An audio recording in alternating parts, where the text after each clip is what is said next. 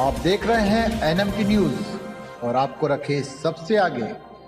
G20 summit के लिए आधी दुनिया दिल्ली में, चप्पे चप्पे पर सुरक्षा। तस्वीरों में देखें इस हफ्ते का भारत। भारत के लिए यह हफ्ता सिर्फ अहम ही नहीं बल्कि राजनयिक इतिहास के पन्नों में ऐतिहासिक भी है। G20 समिट के लिए आधी दुनिया से अधिक देशों के नेता दिल्ली पहुंच चुके हैं। भारत में G20 का आयोजन पूरे जोर शोर से किया जा रहा है। केंद्र सरकार इस वैश्विक सम्मेलन के आयोजन के लिए पूरी तरह से तैयार है। ये चित्र नवनिर्मित भारत मंडपम का है, जहां आधी दुनिया के नेता शिरकत करेंगे और वैश्विक मुद्दों पर चर्चा की जाएगी। भारत में G20 के आयोजन से पहले पीएम मोदी आसियान समिट में हिस्सा लेने के लिए इंडोनेशिया पहुंचे। यहां पर पीएम मोदी ने संपर्क, व्यापार और डिजिटल बदलाव जैसे क्षेत्रों में भारत आसियान सहयोग को मजबूत करने के लिए गुरुवार को 12 सूत्री प्रस्ताव पेश किया और साथ ही कोविड-19 महामारी के बाद एक नियम आधारित विश्व व्यवस्था बनाने का आह्वान भी किया। इंडोनेशिया की राजधानी में आयोजित आसियान भारतीय शिखर सम्मेलन में मोदी ने दक्षिण पूर्वी एशिया, भारत, पश्चिमी एशिया, यूरोप को जोड़ने वाले एक मल्टी मॉडल संपर्क और आर्थिक गलियारे की स्थापना का आह्वान किया और आसियान देशों के साथ भारत के डिजिटल पब्लिक इंफ्रास्ट्रक्चर को साझा करने की पेशकश की।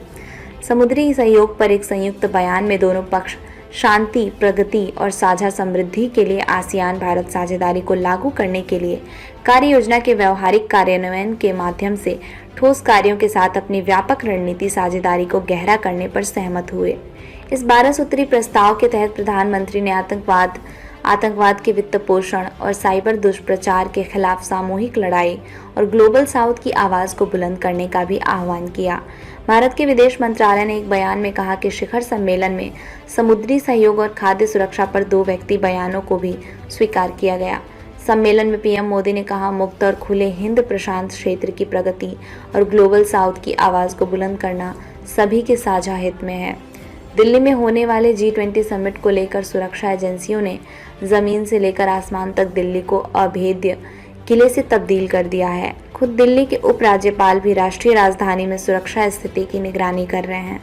शुक्रवार 8 सितंबर 2023 से ही दिल्ली में G20 समिट के लिए विदेशी मेहमानों यानी वैश्विक नेताओं का भारत आना शुरू हो गया। इटली की प्रधानमंत्री जियोर्जिया मेलोनी भारत पहुंची, जिनका एयरपोर्ट पर केंद्रीय मंत्री ने स्वागत किया।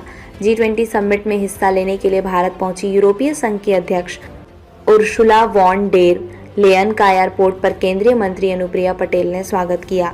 G20 समिट में हिस्सा लेने के लिए भारत पहुंचे प्रतिनिधि देशों के वित्त मंत्रियों के सम्मान में भारत की वित्त मंत्री निर्मला सीतारमण ने डिनर का आयोजन किया।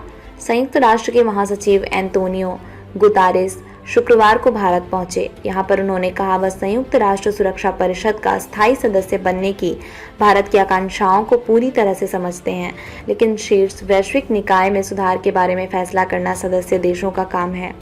G20 में भारत के विशेष निमंत्रण पर पहुंची बांग्लादेश की प्रधानमंत्री शेख हसीना ने पीएम मोदी के साथ द्विपक्षीय बातचीत की। अमेरिका के राष्ट्रपति जो बाइडेन ने भी शुक्रवार को भारत पहुंचने के तुरंत बाद पीएम मोदी के साथ उनके घर लोक कल्याण मार्ग पर उनके साथ द्विपक्षीय बातचीत की।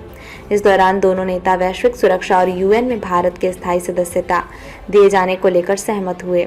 भारतीय मूल के ब्रिटिश प्रधानमंत्री ऋषि सुनक शुक्रवार 8 सितंबर को पालम एयरपोर्ट पर पहुंचे। यहां पर उनका स्वागत कैबिनेट मंत्री अश्विनी कुमार चौबे ने उनका स्वागत किया।